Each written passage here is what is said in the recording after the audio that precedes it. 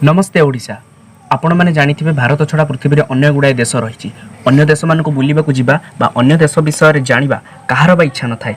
कौन हेबो यदि आपण अन्य देश को बुलवा जाइछंती आउ आपण को निज देश विषय किछि कहिबा को कुहा जाय आउ आपण अल्प किछि कहि चुप हे जाउछंती तो हेई गला ना बेइज्जती। तो से तो अन्य देश को जानिया पूर्व निज देश को जानिबा निहाती आवश्यक। से तो फ्रेंड फैक्ट नहीं आसी आपण एमती भिडियोस जो थे आपण मैंने घरे बसी बसी निज देश विषय अनेक गुड़िए तथ्य जानीपर। तो चलतु आरंभ करवा आज टॉपिक। समग्र पृथ्वी रे 8000 ठू अधिक भाषा रही है किंतु से 16 भाषा केवल आम भारत रे व्यवहार होता है आउ से 122 भाषा प्रमुख होता है आउ 30 भाषा 10 लाख टू अधिक व्यवहार करते। भारत में सबुठारु बड़ रेल नेटवर्क रही जहाँकि विश्व स्तर में द्वितीय स्थान अधिकार करिछि अमेरिका परे परे। से समय भी दूर नुहे जब आम देश प्रथम स्थान रे थिबो। आम देश भारत होइथिबो आ खेल एवं फिल्म रो चर्चा न हेबो यह कौन केबे हेई पारछि। आपण माने क्रिकेट विषय तो भारत स्थान जानिथिबे किंतु कबाडी एवं आम जातीय खेल हॉकी रे भी आम देश पछरे नै।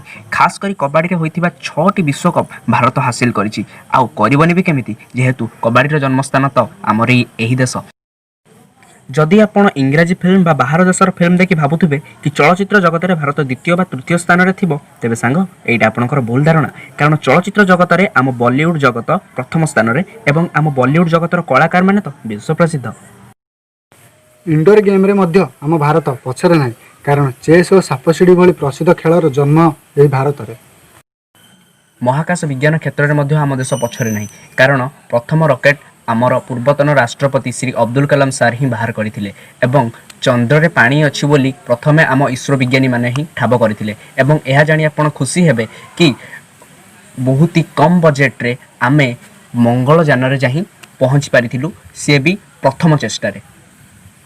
भारत में सबुठ अधिक मसला मध्य प्रस्तुत होता है एवं भारत में सबुठ अधिक कदली उत्पादन होता है। भारत चाह पाई मध्य प्रसिद्ध एवं आपण मैंने यह शुणी मध्य खुशी होइजिबे आम भारतीय माने क्षीर एवं क्षीर प्रस्तुत खाद्य खायापी सबुबले भल पाई से बोधे भारत दुग्ध उत्पादन में पृथ्वी प्रथम स्थान अधिकार करिछि।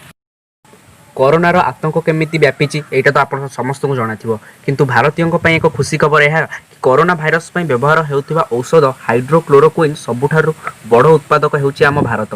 किछि समय पूर्वे पृथ्वीर शक्तिशाली देश भाव जणा जाउथुबा अमेरिका और रूसिया को मध्य आमे भारतीय माने बहु परिमाणर औषध जोगाइछु। कौन आपण जानिछन्ती आम भारत ही हीरा खोलिबा मुंडर शैम्पू व्यवहार करिबा एवं सार्ट रे बोताम व्यवहार करिबा मध्य आम भारत ही दुनिया को शिखाइछि। भारत ही एकमात्र देश जोंठी गोरु गाई मानक पई मध्य संविधान प्रणयन होइछि। एई संविधान अनुसार गाई मानक बिक्री करिबा बा गो मांस बिक्री करिबा आईनगत अपराध। एहा पई आईनगत दंड विधान मध्य रहिछि। आमे माने एक औषधीय खाद्य भाव व्यवहार करि आसुथिबा च्यवनप्राश भारतर सबुठारु पुरातन ब्रांड। एहा मुनि ऋषि मानक समयरु चली आसुछि।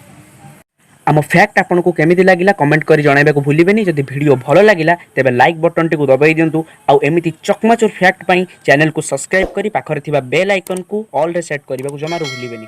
धन्यवाद।